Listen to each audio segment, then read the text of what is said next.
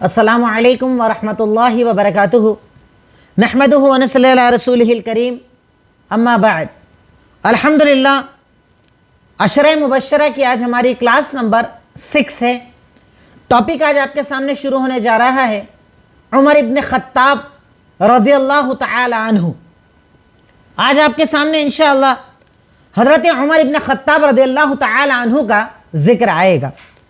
اس کے پہلے مختصر انداز میں اہم چیزوں کے ساتھ الحمدللہ ہم نے ابو بکر صدیق رضی اللہ تعالی عنہ کا ذکر مکمل سن لیا۔ اب انشاءاللہ آج آپ کے سامنے حضرت عمر ابن خطاب رضی اللہ تعالی عنہ کا تذکرہ آئے گا۔ عمر ابن خطاب رضی اللہ تعالی عنہ وہ شخصیت کہ اللہ کے نبی صلی اللہ علیہ وسلم کے بعد اسلام کے دوسرے خلیفہ بنائے گئے۔ حضرت ابو بکر صدیق رضی اللہ تعالی عنہ کے بعد انہوں نے زمام حکومت کو سنبھالا، اسلامی حکومت کو سنبھالا، اور امیر المومنین کا لقب ان کے لیے استعمال کیا گیا۔ پہلے خلیفۃ المسلمین کہا جاتا تھا، سب سے پہلے امیر المومنین حضرت عمر ابن خطاب رضی اللہ تعالی عنہ کو کہا گیا۔ ایک امیر، ایک سپہ سالار، ایک کمانڈر، ایک خلیفہ جن کا ایک عظیم کردار اسلامی تاریخ میں موجود ہے۔ جو میں نے آپ کو سیرت پڑھائی، سیرت میں نے کئی مقامات پر آپ کو حضرت عمر کا کردار بتایا کہ وہ حق کے لیے کتنے مضبوطی سے ڈٹے رہتے تھے، کیسے وہ ہمیشہ حق کی پیروی کیا کرتے تھے اور کسی بھی حالت میں کمزوری کو قبول نہیں کرتے تھے۔ انتہائی زیادہ شجاع اور بہادر، انتہائی زیادہ بڑا جگر رکھنے والے اور اسلام کے لیے ہر طریقے کی قربانی دینے والے شخصیت کا نام عمر ابن خطاب رضی اللہ تعالی عنہ۔ جیسے ہم نے حضرت ابو بکر صدیق رضی اللہ تعالی عنہ کی سیرت کو سنا اور پڑھا، ویسے ہی انشاءاللہ اس ٹاپک کو بھی ہم مکمل کریں گے۔ سب سے پہلے آپ کا نام اور نسب، آپ کا نام اور نسب۔ تو آپ کا نام و نسب تھا عمر بن خطاب بن نفیل بن عبد العزہ بن ریاح بن عبداللہ بن قرط بن رزاح بن عدی بن کعب۔ میں ریپیٹ کر رہا ہوں دوبارہ کیونکہ نام بڑے مشکل ہیں۔ عمر بن خطاب بن نفیل، نفیل کے بعد بن عبد العزہ، عبد العزہ بن ریاح، را یا الف ہا ریاح، بن عبداللہ بن عبداللہ بن قرط، قاف را طا قرط، بن قرط، پھر بن رزاح، را زا الف ہا رزاح، بن عدی بن کعب۔ یہ آپ کا پورا نسب، جس میں یعنی آپ کے والد کا پورا نسب آ گیا۔ عمر بن خطاب بن نفیل بن عبد العزہ بن ریاح بن عبداللہ بن قرط بن رزاح بن عدی بن کعب۔ 8ویں نسل میں جا کر یہ اللہ کے نبی سے ملتے تھے۔ جو 8واں ان کا سلسلہ نسب تھا اوپر کی طرف، تو 8ویں نسل میں جا کے ان کا نسب اللہ کے نبی صلی اللہ علیہ وسلم سے جا کر ملتا تھا۔ اب ان کی والدہ کا نام تھا حنتمہ، ہا نون تا میم گول تا، حنتمہ، حنتمہ بنت ہاشم بن مغیرہ، حنتمہ بنت ہاشم بن مغیرہ بن عبداللہ بن عمر بن مخزوم۔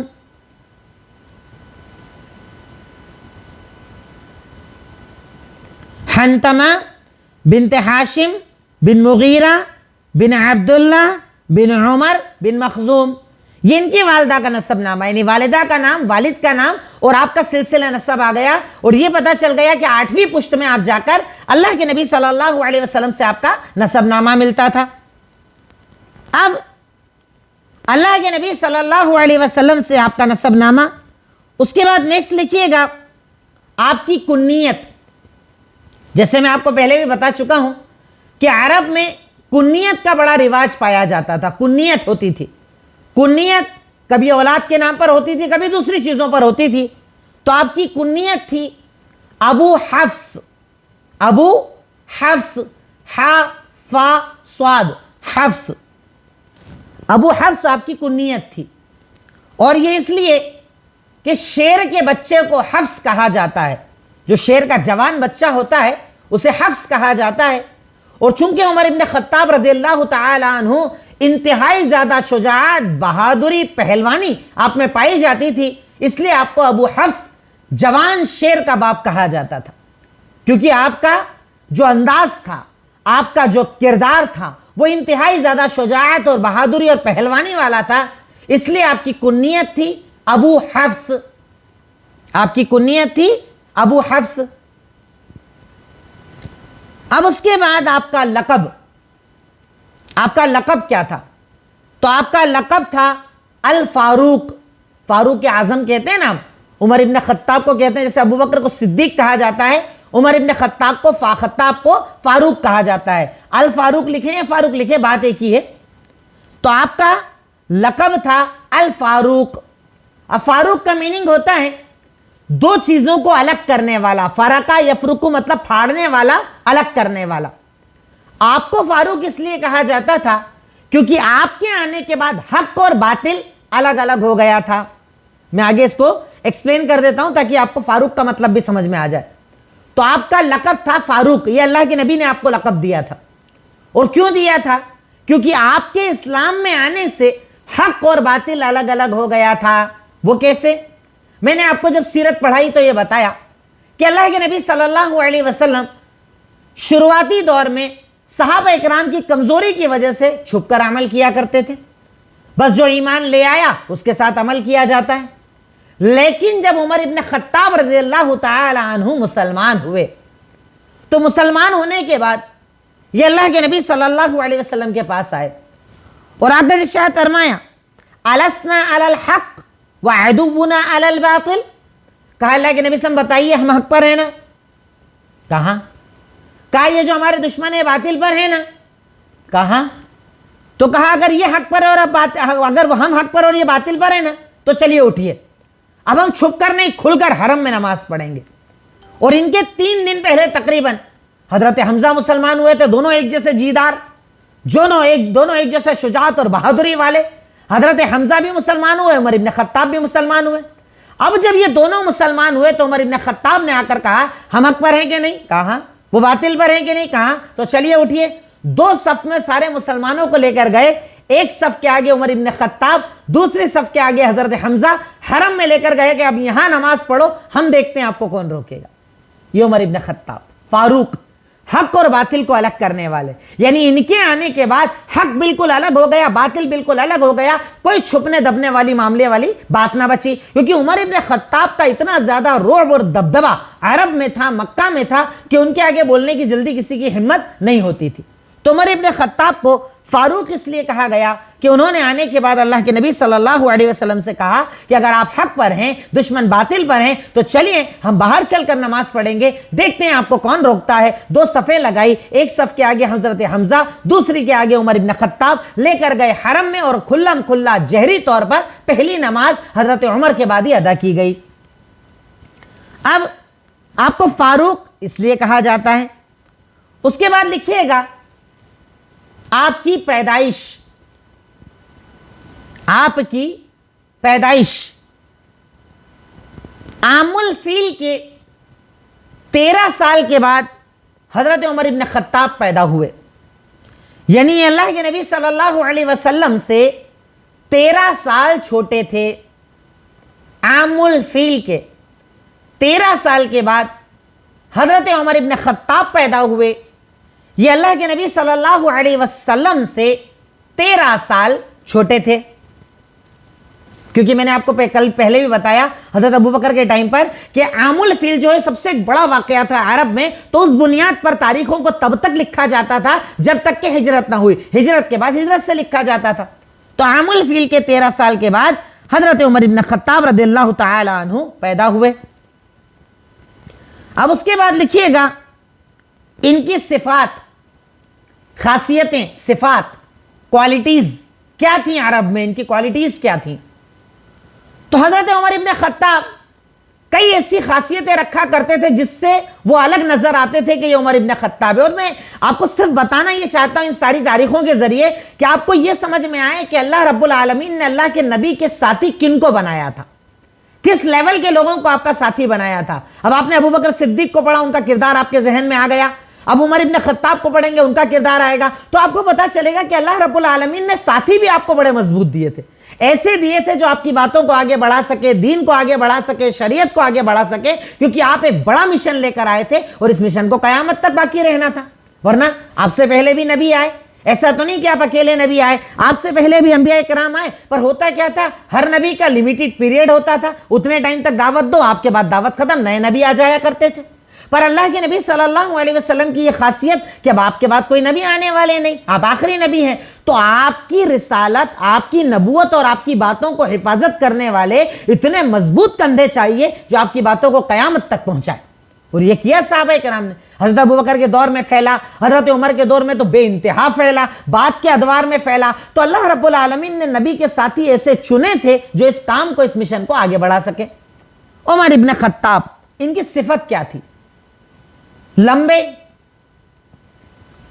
چوڑے پہلوانوں کی طرح، جیسے سینہ چوڑا ہوتا ہے نا، قد لمبا، سینہ چوڑا، رنگ گورا جس میں سرخی ملی ہوئی تھی، ہائٹ مطلب لمبی، چوڑائی ماشاءاللہ بدن کی، رنگ گورا پر اس میں سرخی ملی ہوئی، انتہائی زیادہ طاقتور پہلوان، انتہائی زیادہ طاقتور پہلوان تھے۔ اور عرب میں جب بھی کشتی ہوتی، عمر ابن خطاب اس کشتی میں شرکت کیا کرتے تھے اور پہلوانوں سے لڑا کرتے تھے، کیونکہ یہ بڑے طاقتور تھے۔ لمبے چوڑے، گورا رنگ جس میں سرخی ملی ہوئی، زبردست پہلوان، عرب کی کشتیوں میں کشتی کرنے والے، بہترین خطیب، بہت اچھی تقریر کیا کرتے تھے، بہترین خطیب۔ آپ چاہیں تو ان پوائنٹس کو نمبر وائز بھی لکھ سکتے ہیں، چاہیں تو کاما ڈال کر بھی لکھ سکتے ہیں، جس سے آپ کو ایزی لگے، جس سے آپ کو آسان لگے۔ یہ آپ کی ساری صفات میں بتا رہا ہوں۔ پہلی چیز میں نے بتائی تھی کہ ہائٹ بڑی اچھی تھی، بدن چوڑا تھا، نمبر 2۔ نمبر 3 رنگ گورا، سرخی ملی ہوئی۔ نمبر 4 بہت طاقتور، پہلوانوں سے پہلوانی کرنے والے۔ 5ویں نمبر پر بہترین خطیب۔ 6 نمبر پر بہترین گھڑ سوار، بہت اچھے رائڈر بھی تھے، بہت اچھے گھڑ سوار تھے، گھڑ سواری بہت اچھی کیا کرتے تھے۔ اور بہترین تاجر بھی تھے، بہت اچھے بزنس مین بھی تھے، کاروبار کرتے تھے، کاروبار تھا ان کا۔ اور اسی لیے اگر آپ حدیث کو پڑھیں گے تو کئی حدیثوں میں آپ کو ملے گا کہ حضرت عمر ابن خطاب نے اللہ کے نبی کی مجلس میں جانے کے لیے ایک شخص کے ساتھ باری لگا رکھی تھی، ایک دوست بنا رکھا تھا، ایک دن تم جانا میں کاروبار کروں گا، ایک دن میں جاؤں گا تم کاروبار کرنا، یہ کاروبار بھی کیا کرتے تھے۔ تو حضرت عمر ابن خطاب بہترین کاروباری تھے، تاجر تھے، اور یہ کچھ ان لوگوں میں سے تھے جنہیں لکھنا پڑھنا بھی آتا تھا، ورنہ عرب میں سب کو لکھنا پڑھنا نہیں آتا تھا، امی زیادہ لوگ تھے۔ پر اللہ رب العالمین کے کرم سے حضرت عمر ابن خطاب ان بہت تھوڑے لوگوں میں سے تھے جنہیں لکھنا پڑھنا بھی آتا تھا، لکھنا بھی جانتے تھے اور پڑھنا بھی جانتے تھے، تعلیم والے تھے، تعلیم تھی ان کے پاس، علم تھا ان کے پاس، یہ ان کی خاصیت تھی عمر ابن خطاب رضی اللہ تعالی عنہ کی، کہ پڑھے لکھے تھے، بہترین اچھی طریقے سے پڑھنا بھی جانتے تھے اور لکھنا بھی جانتے تھے۔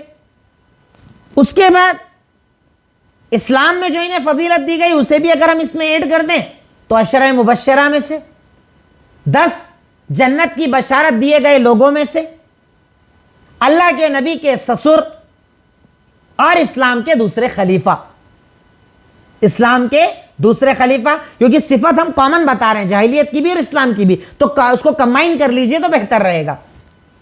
اسی میں اللہ کے نبی کے سسر بھی تھے، عشرہ مبشرہ میں سے تھے، اور بہترین اسلام کے دوسرے خلیفہ تھے۔ اور وہ خلیفہ، چاہیں تو ایک نیکسٹ پوائنٹ بنا لیجئے، وہ خلیفہ جن کے دور میں سب سے زیادہ فتوحات کی گئی، ایسے خلیفہ جن کے دور میں سب سے زیادہ فتوحات کی گئیں۔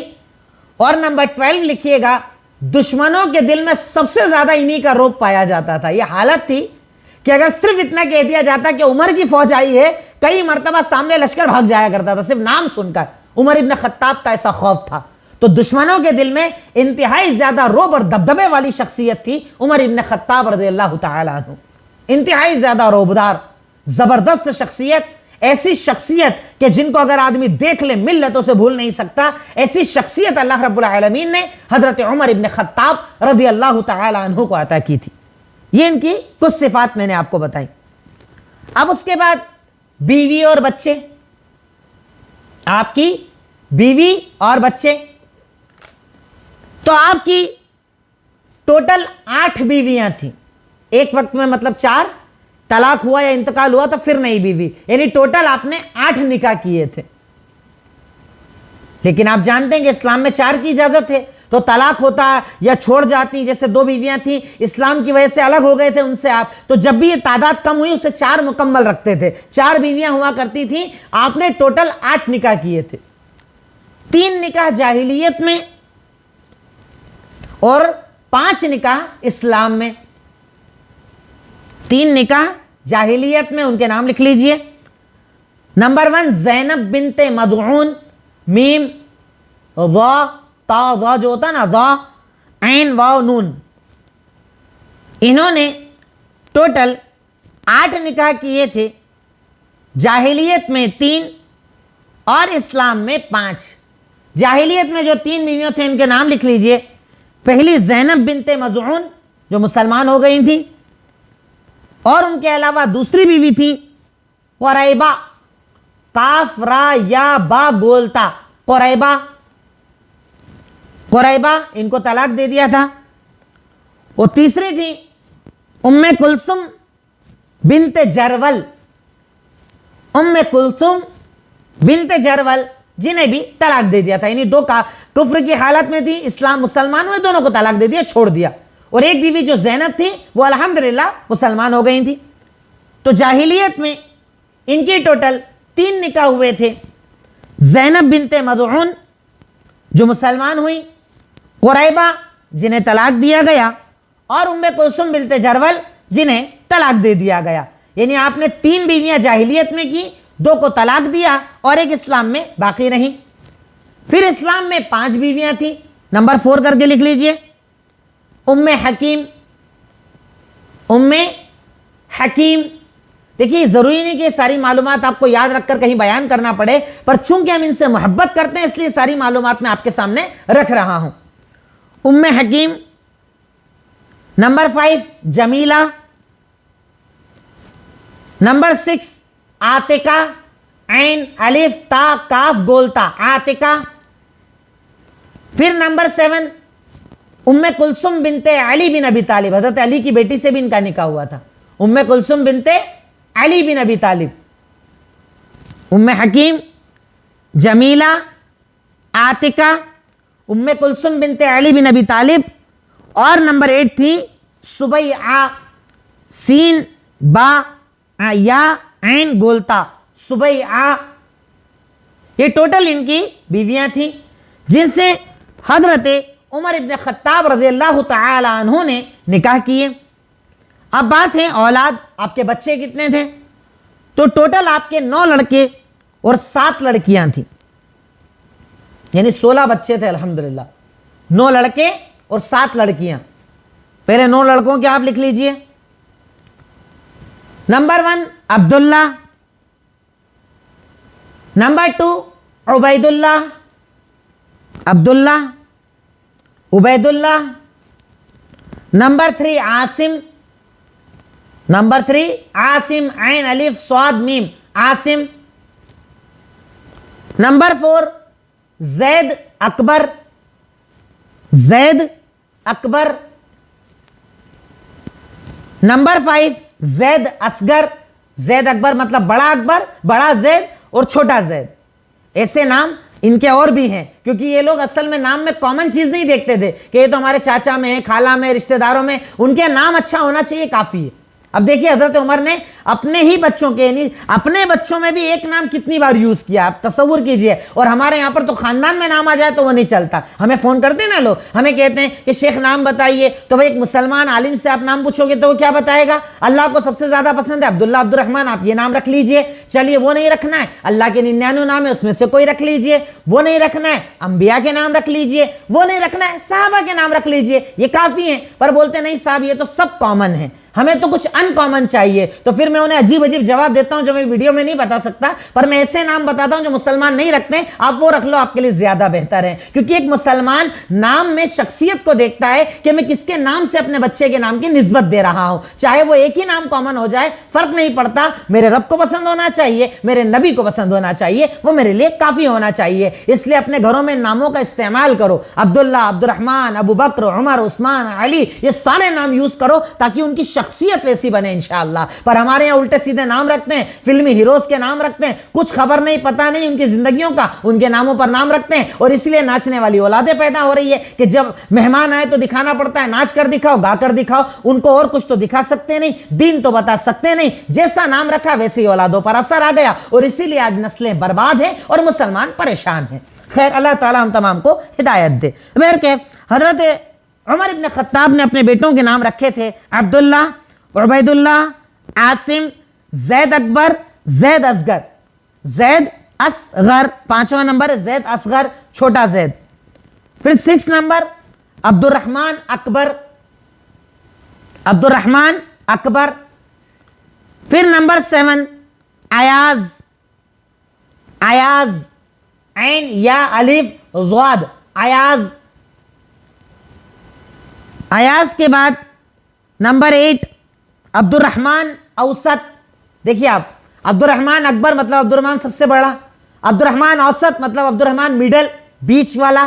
پھر عبد الرحمن اصغر بھی تھا ایک. دیکھیے حضرت عمر نے اپنے 3 بیٹوں کے نام عبد الرحمن عبد الرحمن عبد الرحمن رکھے, پہچان کے لیے اس کے آگے کیا لگا دیا؟ اکبر, اوسط, اصغر, بڑا, بیچ کا چھوٹا. اللہ اکبر, کیسی محبت تھی ان کو اللہ کے ناموں سے, اللہ کے نبی کے بتائے ہوئے ناموں سے, کہ اپنی اولادوں میں, ہمارے یہاں خاندانوں میں ایک نام نہیں رکھتے, وہ اپنے ایک گھر میں اپنی اولادوں میں ایک کامن نیم یوز کیا کرتے تھے. تو آپ نے اپنے بچوں کے نام رکھے تھے ایاز, عبد الرحمن اوسط, عبد الرحمن اصغر. یہ ٹوٹل آپ کے 9 لڑکے تھے. پھر بات کریں آپ کی لڑکیوں کی, بیٹیوں کی, تو آپ کی 7 بیٹیاں تھیں. نمبر 1 حفصہ, حضرت حفصہ رضی اللہ تعالیٰ عنہ جو امہات المومنین میں سے ہیں, اللہ کے نبی کی بیوی بنی تھی حفصہ. نمبر 2 رقیہ, حفصہ, رقیہ, فاطمہ, عائشہ, حفصہ, رقیہ, فاطمہ, عائشہ, صفیہ, صفیہ, جمیلہ اور زینب. یہ ٹوٹل 7 آپ کی بیٹیاں تھیں. میں نام پھر ریپیٹ کرتا ہوں, حفصہ, رقیہ, فاطمہ, عائشہ, صفیہ, جمیلہ, زینب. یہ ٹوٹل آپ کی 7 بیٹیاں تھیں جن کے نام میں نے آپ کے سامنے ذکر کیے, تاکہ آپ کو پتا چلے کہ کس طرح کے نام ہمارے صحابہ کرام استعمال کیا کرتے تھے. اب اس کے بعد ہیڈنگ لکھیے گا, عمر ابن خطاب جاہلیت میں. عمر ابن خطاب جاہلیت میں. تو عمر ابن خطاب رضی اللہ تعالی عنہ جاہلیت میں عام انسان نہیں تھے کہ بالکل کامن کوئی عام انسان ہے, ٹھیک ہے, اس کی عزت ہو تو ہو, نہ ہو تو چلے گا, ایسا معاملہ نہیں تھا. جاہلیت میں لکھے نمبر 1 قریش کے سردار,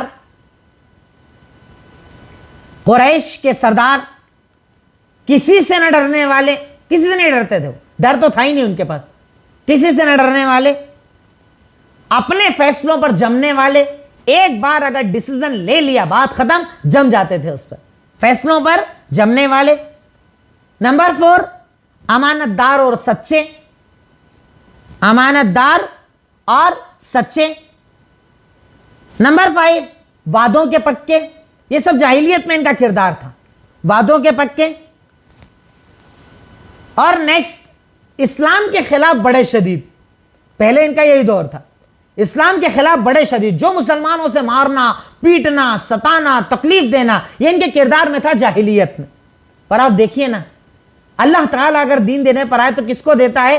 جو لوگوں کو مار رہا ہے، پیٹ رہا ہے، مسلمان ہونے پر اللہ اسے ہی مسلمان کر دے۔ اس لیے کبھی کسی شخص کے بارے میں یہ مت بولا کرو کہ یہ تو ہوگا ہی نہیں، یہ تو پلٹے گا ہی نہیں، اسے ہدایت ملے گی نہیں۔ اللہ دینے پر آئے تو دشمن کو بھی اسلام دے سکتا ہے۔ جو اسلام کے خلاف سب سے زیادہ سازشیں کرنے والا ہے نا، اللہ اسے بھی اسلام دے سکتا ہے۔ آپ صرف دعا مانگو، یہ آپ کا کام۔ تو حضرت عمر ابن خطاب رضی اللہ تعالیٰ عنہ، کچھ ان کی یہ خاصیتیں جو جاہلیت میں پائی جاتی تھی۔ اس کے بعد لکھیے گا عمر ابن خطاب اسلام میں، عمر ابن خطاب اسلام میں۔ اب اس پوائنٹ میں بھی ایک دو پوائنٹ بنا لیجئے گا۔ نمبر 1، حضرت عمر کا قبول اسلام۔ حالانکہ یہ واقعہ بڑا مشہور ہے، آپ تقریروں میں سنتے رہتے ہیں، سیرت میں بھی آپ نے سنا، پھر بھی اس کا میں ذکر کرتا ہوں۔ حضرت عمر ابن خطاب رضی اللہ تعالی عنہ اسلام کے خلاف بڑے شدید تھے، بڑے شدید۔ اسلام کو مٹا دینا، اسلام کے خلاف اگر ہمیشہ آواز اٹھانا، کوئی مسلمان ہو جائے تو اسے تکلیف دینا، یہ ان کا کردار تھا، ان کی زندگی تھی۔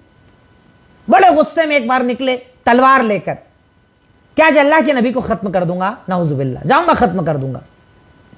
نکلے غصے میں تلوار لے کر، اب راستے میں تھے، کسی نے سوال کیا کہاں جا رہے ہو؟ کہا بس اللہ کے نبی صلی اللہ علیہ وسلم کو آج ختم کر دوں گا، اسی کے لیے جا رہا ہوں۔ کہا اچھا، کہا اللہ کے نبی کو مارنے جا رہے ہو، پہلے اپنا گھر تو دیکھ لو۔ کہا کیا ہوا میرے گھر میں؟ کہا تیرے بہن اور جیزا بھی مسلمان ہو گئے۔ حالانکہ اس واقعے پر کچھ علماء نے کلام کیا ہے، پر الرحیق المختوم میں صفی الرحمن مبارک پوری صاحب اور کئی علماء نے اسے ذکر کیا، اس لیے میں آپ کے سامنے ذکر کر رہا ہوں۔ کہا کیا ہوا؟ کہا تمہاری بہن تمہارے جیجا بھی تو مسلمان ہو گئے۔ کہا اگر ایسا ہوا نا تو آج ان کو بتاؤں گا۔ تلوار لے کر ٹرن جا رہے تھے اللہ کے نبی کے بعد، ٹرن ہو کر کدھر چلے گئے؟ بہن کے پاس۔ اب بہن کے گھر میں حضرت خباب رضی اللہ تعالی عنہ انہیں قرآن پڑھا رہے تھے، قرآن کی تلاوت کروا رہے تھے۔ عمر ابن خطاب جیسے قریب پہنچے، اب آواز سن چکے تھے کہ اندر کچھ چل رہا ہے، لیکن عمر کے ڈر سے بہن نے حضرت خباب کو چھپا دیا۔ کہا چھپ جاؤ، کیونکہ اگر اس نے دیکھ لیا تو چھوڑے گا نہیں، چھپ جائیے آپ۔ کہا ٹھیک ہے، چھپ گئے۔ عمر ابن خطاب اندر آئے، پہلے جیجا سے بات کر رہے ہیں۔ کہا کیا چل رہا تھا یہ؟ کہا کچھ نہیں، ہم بات کر رہے تھے۔ کہا نہیں کچھ سنا میں نے، کیا چل رہا تھا؟ کہا مسلمان ہو گئے۔ اتنا مارا اتنا مارا اتنا مارا کہ خون بہنے لگا جیجا کا۔ بہن آئی روکنے کہ میرے شوہر کو مار رہے ہو، جیسے ہی وہ روکنے آئی اسے بھی پیٹنا شروع کر دیا۔ لیکن جب بہن کا خون بہا تو بھائی کو رحم آ گیا، رک گئے اور کہا کیا کر رہے تھے تم لوگ؟ کہا مسلمان ہو گئے، ہم قرآن پڑھ رہے تھے۔ کہا لاؤ دو، کیا پڑھ رہے تھے دکھاؤ، کیونکہ اس دور میں چمڑوں پر الگ الگ چیزوں پر قرآن لکھا جاتا تھا۔ کہا لاؤ دکھاؤ کیا پڑھ رہے تھے۔ کہا ایسے نہیں، تم تو نجس ہو، ناپاک ہو، ایسے کیسے؟ جاؤ پہلے غسل کر کے آؤ، اس کے بعد قرآن دیں گے تمہارے ہاتھ میں، کیونکہ اس ٹائم مصحف تو تھا نہیں، قرآن باقاعدہ جمع کیا ہوا تو تھا نہیں، اسٹارٹنگ کا دور تھا، پر جتنا تھا کہا ایسے نہیں دیں گے، پہلے تم غسل کر کے آؤ۔ گئے، پاک ہوئے، پھر ان کو بلایا، ہاتھ میں قرآن دیا، حضرت خباب کو بلایا، قرآن کی تلاوت کی۔ اب سورہ طٰہٰ کی جیسے جیسے عمر ابن خطاب تلاوت کرتے گئے، آنکھوں میں آنسو جاری ہو گئے، آنسو بہنے لگے۔ عمر ابن خطاب کی آنکھوں میں جیسے ہی آنسو صحابی نے دیکھے، حضرت خباب باہر آئے اور کہا سنو عمر، بشارت ہے تمہارے لیے، میں نے اللہ کے نبی کو ایک دعا مانگتے سنا تھا، اللہ یا تو عمر ابن خطاب کو مسلمان کر دے یا عمرو ابن ہشام یعنی ابو جہل کو مسلمان کر دے۔ اللہ کے نبی نے تم کو مانگا تھا اللہ سے، دیکھیے کیا مقام ہے عمر ابن خطاب کا۔ اللہ کے نبی نے ان کو مانگا تھا کہ اللہ مجھے دے دے، اس کو دے دے، اس کے علاوہ کسی کو نہیں مانگا تھا، اس کو مانگا تھا کہ اللہ دے دے مجھے، یعنی اسے مسلمان کر دے۔ یہ مقام ہے عمر ابن خطاب کا، جن پر اعتراض کرتے ہیں آج لوگ، جو دل چاہتا ہے بولتے ہیں ان کے بارے میں۔ کیا کہا؟ اللہم اے اللہ تیرے نزدیک ان دو میں سب سے زیادہ تو جس سے محبت کرتا ہے نا اسے اسلام دے دے، تو جس سے محبت کرتا ہے نا ان دونوں میں سے اسے اسلام دے دے۔ کہا کون دو؟ کہا یا تو عمر ابن خطاب یا عمرو ابن ہشام یعنی ابو جہل دے دے یا عمر ابن خطاب دے دے، دونوں بڑے شدید ہے، بڑا پریشان کر رہے ہیں، تو جس سے زیادہ محبت کرتا ہے مجھے دے دے۔ عمر ابن خطاب نے سنا، کہا ایسا؟ کہاں ایسا؟ کہا چلو اللہ کے نبی کے پاس جائیں گے، وہاں جا کر اسلام قبول کریں گے۔ تلوار ہاتھ میں چلے اللہ کے نبی کی مجلس کی طرف۔ اب اللہ کے نبی کی مجلس کی طرف جیسے پہنچے، حضرت حمزہ نے دیکھا، کہا عمر کوئی نارمل تو تھے نہیں، کہا عمر وہ تلوار لے کر آ رہے ہیں۔ حضرت حمزہ نئے نئے مسلمان ہوئے، 3 دن کا فرق تھا دونوں میں، کہا تلوار لے کر آ رہے ہیں۔ صحابہ ڈر گئے کہ عمر ہے تلوار لے کے آ رہا ہے۔ کہا ٹھیک ہے آنے دو، اچھی نیت سے تو آئے گا تو ٹھیک، نہیں تو اسی کی تلوار سے اس کا ہی کام کر دوں گا. حضرت حمزہ بھی کوئی نارمل تو تھے نہیں, انتہائی زیادہ شجاع اور بہادر, ان کو شیر کہا جاتا تھا. حضرت حمزہ رضی اللہ تعالی عنہ انتہائی زیادہ جیدار. کہا عمر آ رہے تلوار لے کر, ڈرنے کی بات نہیں ہے, اچھی نیت سے آ رہا ہے تو ٹھیک, غلط نیت سے آ رہا ہے تو اسی کی تلوار سے اسے ختم کر دوں گا, ٹینشن مت لو. عمر ابن خطاب آئے اللہ کے نبی کی مجلس میں اور آ کر کہا اشہد ان لا الہ الا اللہ اشہد ان محمد الرسول اللہ. جیسے ہی عمر ابن خطاب نے کلمہ پڑھا, سارے صحابہ زور زور سے چلائے اللہ اکبر اللہ اکبر, اور پوری جگہ پوری وادی گونجنے لگی حضرت عمر کے اسلام کی وجہ سے. صحابہ اتنے خوش ہو گئے, اب طاقت ملی ہے, اب قوت ملی ہے. اس سے یہ بھی پتہ چلتا ہے کہ آپ بڑے لوگوں کو دعا میں مانگ سکتے ہو, ایسے لوگ کہ جن کے اسلام میں آنے سے اسلام کو فائدہ ملے گا, آپ کو طاقت اور قوت ملے گی, ایسے لوگوں کو نام سے مانگنا چاہیے, اللہ اسے اسلام دے, اسے اسلام دے, اسے اسلام دے. وہ اللہ کا اختیار ہے, جسے چاہے دے دے, پر آپ مانگیے, نام کے ساتھ مانگیے, جیسے عمر ابن خطاب رضی اللہ تعالی عنہ کو اللہ کے نبی نے مانگا تھا کہ اللہ تعالیٰ دو کا نام بول رہا ہوں, جس سے زیادہ محبت کرتا ہے نا دے دے اسلام میں اسے, یا تو عمر ابن خطاب دے دے یا عمرو ابن ہشام دے دے. اللہ رب العالمین نے عمر ابن خطاب دے دیا, مسلمان ہو گئے, کلمہ پڑھ لیا. اب ان کا کلمہ پڑھنا تھا, اتنا زبردست مسلمانوں میں انقلاب آیا, اتنا زبردست انقلاب آیا کہ چاروں طرف مسلمان ایک ہی صدا پکار رہے ہیں کہ عمر اسلام میں آ گئے, عمر اسلام میں آ گئے. تو عمر کا اسلام میں آنا, یا حضرت عمر ابن خطاب اسلام میں. دوسرا ان کا ایک اور چھوٹا سا واقعہ, ان کی جرات کا میں آپ کو بتا دوں. عمر ابن خطاب کی ہجرت, اسی پوائنٹ میں لکھیے گا, عمر ابن خطاب اسلام میں. پوائنٹ نمبر 1 آپ نے لکھا عمر ابن خطاب کا اسلام, پوائنٹ نمبر 2 بتائیے گا عمر ابن خطاب کی ہجرت. عمر ابن خطاب کی ہجرت بھی بڑا الگ انداز میں ہوئی تھی. ان کی ہجرت کیسے ہوئی؟ اللہ کے نبی صلی اللہ علیہ وسلم نے کہا کہ اب بڑی پریشانی کا دور ہے, کفار مکہ ماننے کو تیار نہیں ہے, بڑے پریشان کر رہے ہیں, چلیے ایسا کیجیے آپ لوگ ہجرت کر لیجئے. تو اب ہجرت کیسے ہوتی تھی؟ رات میں چھپ کر ہجرت ہوتی تھی, دھیرے دھیرے نکل جانا, چھپ کر نکل جانا. سب صحابہ ایسے ہی جا رہے تھے. عمر ابن خطاب ایسے جانے والوں میں سے تھوڑی تھے. کیسے نکلے جانتے ہیں؟ دن کا بالکل ایسا وقت جب سب حرم میں رہتے تھے, مارکیٹ میں رہتے تھے, تلوار پہنی, نیزہ لگایا, سارے ہتھیار جو استعمال ہوتے تھے سارے ہتھیار اپنے اوپر لیس کر لیے, جو ہتھیار لے کر نکلتے تھے لوگ, سارے ہتھیار لیے, بالکل دن کا ٹائم, چاروں طرف بھیڑ, سیدھے گئے حرم میں کعبہ. سب قریش کے سامنے پہلے تو طواف کیا, طواف کرنے کے بعد 2 رکعت نماز پڑھی, اور اس کے بعد قریش کو ڈائریکٹ اعلان کر کے بول رہے کہ سنو, اگر تم میں سے کوئی یہ چاہتا ہے نا کہ اس کی امی بے اولاد ہو جائے, اس کی بیوی بیوہ ہو جائے, اور اس کے بچے یتیم ہو جائے, تو میں نکل رہا ہوں, مجھے ذرا سا روک کر دکھاؤ. یہ عمر ابن خطاب تھے, یہ کردار تھا کہ اگر تم میں سے اگر کوئی یہ چاہتا ہے نا کہ اس کی امی کی اولاد نہ رہے, بے اولاد ہو جائے اس کی ماں, اس کی بیوی بیوہ ہو جائے, اور اس کے بچے یتیم ہو جائے, تو جا رہا ہوں اس وادی کے باہر, مجھے کوئی روک کر دکھاؤ. ایسے ہجرت کی تھی عمر ابن خطاب نے, کھلم کھلا اعلان کر کے کہ اگر طاقت ہے تو عمر کو روک کر دکھاؤ, عمر تمہارے سامنے ہجرت کر رہا ہے. اس انداز میں عمر ابن خطاب رضی اللہ تعالی عنہ نے ہجرت کی تھی. یہ پوائنٹ نمبر 2 ہوا. 3 نمبر لکھ لیجئے گا, فتوحات کا دائرہ بڑھانے والے, کیونکہ میں آپ کو بتا رہا ہوں عمر اسلام میں. تو عمر اسلام میں کیا تھے؟ اسلامی فتوحات کا دائرہ بڑھانے والے, یعنی اسلامی نظام کا دائرہ بڑھانے والے. چاروں طرف اسلام کا پرچم ان کے دور میں پھیلا. کتاب اللہ اور سنت رسول کے بہت زیادہ جاننے والے, کتاب اللہ اور سنت رسول کے بہت زیادہ جاننے والے, دشمنوں پر بہت زیادہ رعب ڈالنے والے, دشمنوں پر بہت زیادہ رعب ڈالنے والے, راتوں میں چھپ کر رعایا کا دھیان رکھنے والے, راتوں میں چھپ کر رعایا کا دھیان رکھنے والے. کیونکہ ان کا ایک عجیب کردار تھا, رات میں کپڑے بدلتے اور پورے مدینہ میں گھومتے, گھر گھر جا کر, کوئی پریشان تو نہیں, کوئی تکلیف میں تو نہیں, کوئی پہچانتا نہیں, حلیہ بدل کر جایا کرتے تھے. تو رعایا کا بہت زیادہ دھیان رکھنے والے, اور اس کے بعد اللہ تعالی سے بے انتہا ڈرنے والے, اللہ تعالی سے بے انتہا ڈرنے والے.